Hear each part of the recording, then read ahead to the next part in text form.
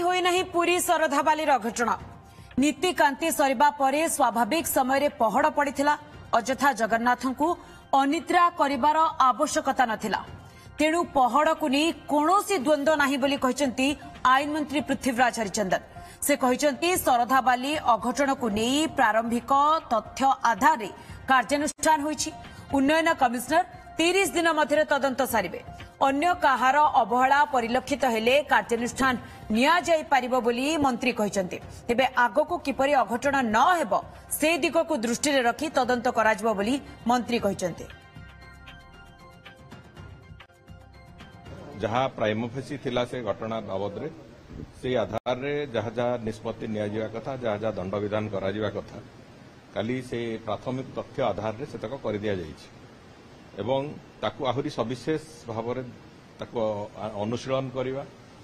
एवं आगु जमी से भली घटना केबे न हबो सेही प्रक्रिया को आखि आगे रखिक तदंत करा जाउछि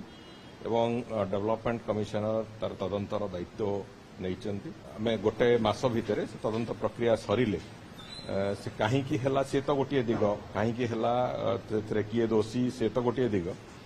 द्वितीय दिगटी आसब जे से कौन आवश्यकता अच्छी जो जहाँ फल कि भविष्य में एभली स्थिति केबे न हबो से कथा को भी से संपूर्ण रूपे तदंतर परिसरभुक्त रही से तदंतर रिपोर्ट आसिला परे से अनुसार सरकार ताकू कोभली भाव तार इम्प्लीमेंटेशन हम तो चिंता नीतिकांति सरिला जेते बेले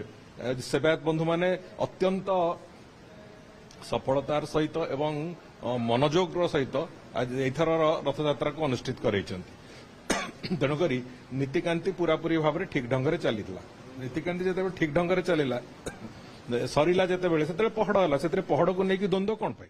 जय जगन्नाथ पवित्र रथयात्रा उपलक्षे समग्र ओडिशावासी को वेदी हर्बल्स तरफ अनेक अनेक शुभेच्छा और शुभकामना।